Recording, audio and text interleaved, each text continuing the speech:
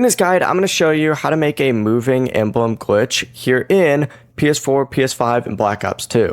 This is Aiden from JustBoz, and before we get into this guide, make sure to like the video and subscribe to the channel with all notifications on. It really does help with the channel, and it lets us know that you want more content like this, so we greatly appreciate it. If at any point throughout this guide you did have any questions, just ask them down in the comment section below, and we can help you out further. I'm going to be doing my best to reply to every single comment down there. First things first, go ahead and get into Black Ops 2, go play online multiplayer, and you need to go to barracks right here, open up the emblem editor just like so, and you're going to need the ladder icon, which is unlocked just by getting 5 kills within 3 seconds of climbing over an object or through a window. So you need to have that first. Once you have it, add it to your emblem, rotate it sideways and select freeform and just compress the shape until the 4 ladder lines are close together. If you increase its size and position wherever you want and on the emblem, and then just space those lines out, it'll create the illusion that the image is moving or glitching.